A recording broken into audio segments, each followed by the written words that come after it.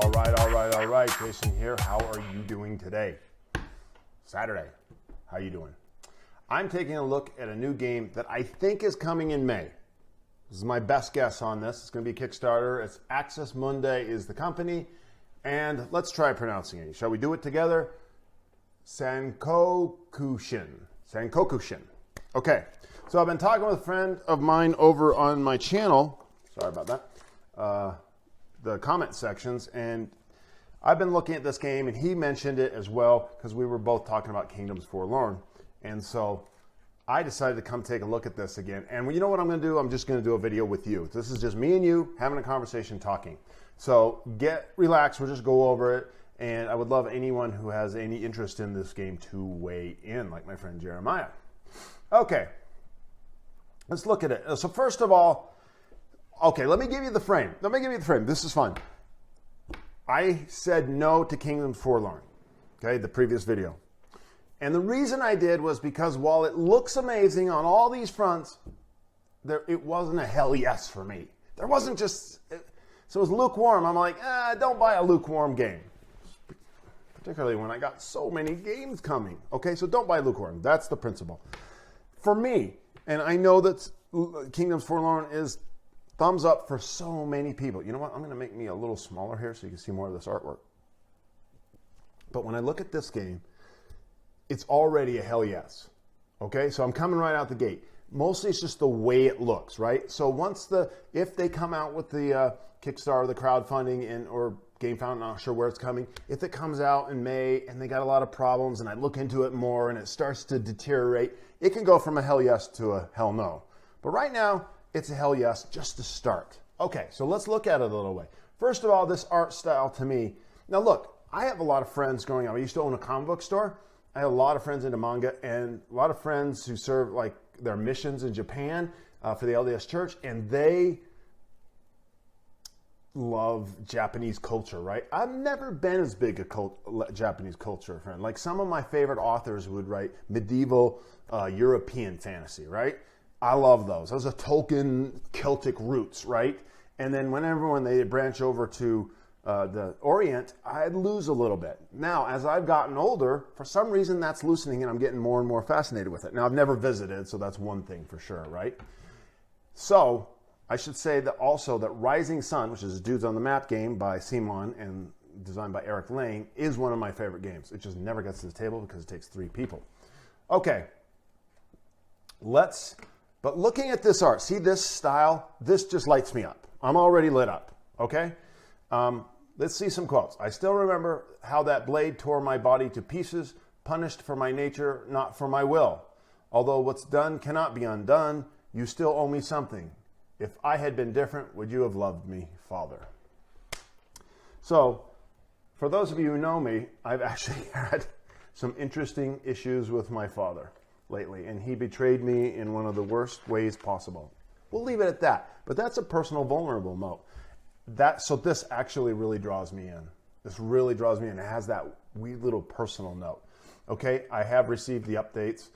The box cover looks amazing, right? And on their Facebook page, they do a lot of little giveaways and they stay connected. Not as much as I would like. Let's see, the last time they did was December 24th. No, they did one December 31st. Yeah, this always worries me. Like, I mean, if I'm Access Mundi, I got someone posting every day. I'm just talking with the people. I'm out talking. I just want to talk up my game. I'm that Funke guy at the water cooler, right? How about that Funke guy, right? So, okay. So they don't have as many updates as I would like. But look at this art. Okay, so let's read it together. 5 Sacrifices is a solo cooperative campaign. They put a dash between that as if it's solo cooperative is a type, which I don't know if that's what they mean. Like, is it a solo game and a cooperative? Is it a cooperative game that you can play solo for 1 to 5 players or 1 to 4 players? It's a little confusing, their languaging. Set in a fictional version of medieval Japan. Take control of several heroes arriving to assist the city-state of Yamashiro. Please, I cannot pronounce Japanese names very well. I'm sorry about that. Apologies in advance. A land destroyed by the quest for the unseen, and help the city survive its grim destiny. Experience an adventure in which you're free to decide what activities the heroes pursue. So I hope that's a big thing for me in gaming, is what I call autonomy, like choice. So that'll be interesting.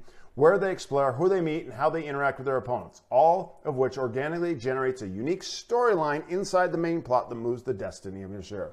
So it looks like it's a campaign legacy style game. Here's the thing with me, and I'd love to hear from you guys.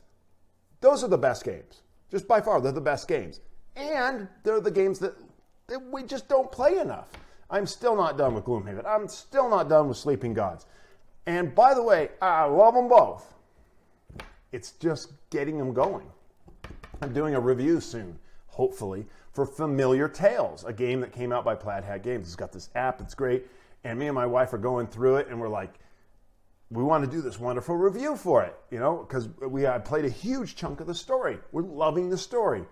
Oh, it's been like a week and a half since we played. Life gets in the way. So, campaign. I'm glad it's a campaign. I'm just saying what I think everyone in the world is saying. We love campaigns. They're the best, and we don't get to play them. Okay, as often as we like. Okay, the city of Yamashiro is an immense micro-universe where the cities of the citizens, heroes, and enemies are tightly intertwined. You know what? This is pretty cool. When I've been thinking lately about designing my own game. I have a lot of designs out there. And one of the factions that I was thinking was exploration, like exploration, and that sense of discovery. Like, open a door. I don't know what's over there, right? I don't know. It could be something cool. It could be bad. It could be big. It could be a whole nother dimension. I just love that idea.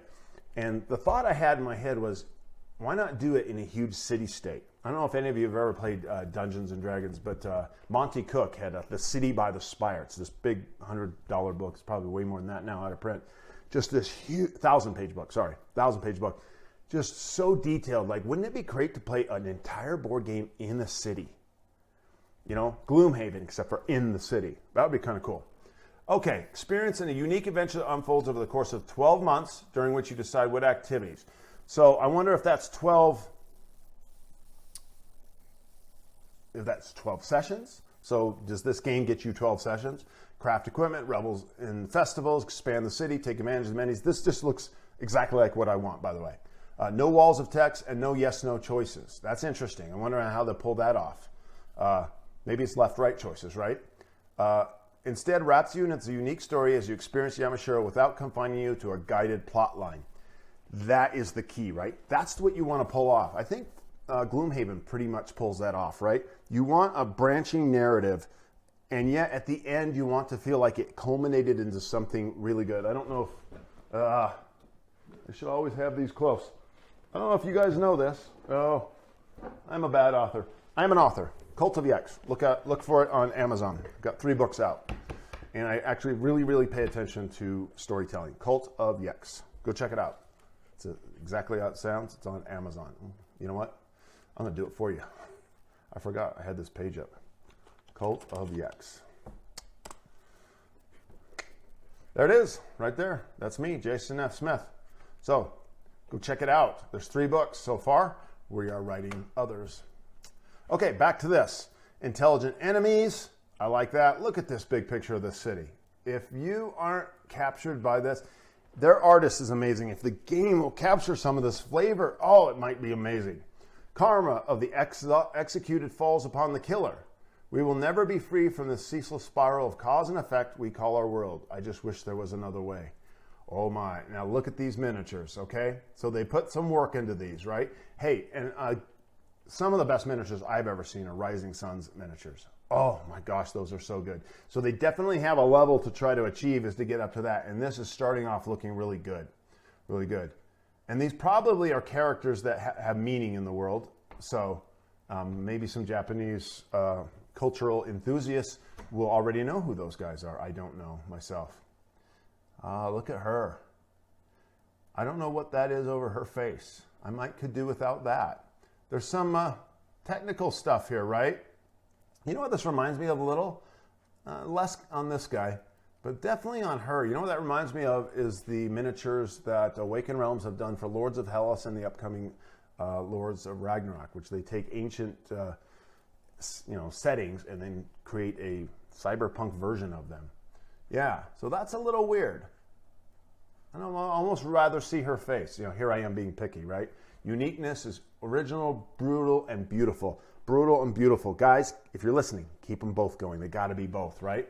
Don't just beat me over the head with your dark, horror stains. Give me something beautiful, edifying. I like this word. We put incredible effort into giving Sankokushin. I hope I said that right. Strong, edifying, edifying. I like the edifying. Remember the Shire, right? The Shire is worth fighting for. Give us something worth fighting for. These beautiful sculpts. Core game out of 14 unique, highly quality miniatures. They've done some tests. They're 38 millimeter scale. I've seen this picture. I think this was on Facebook. This is great. Always got to have a sexy manga girl in there. Okay, that's it. Like, that's all we got here, right? And so I'm excited. I'm excited. This is just me talking with you. If you have any thoughts on this game, I would just love to hear them down in the comments section. If you have any news on this game, I heard May. So if you've heard anything more than that, come on in and chime in. Until later, thanks for watching, and we'll see you later.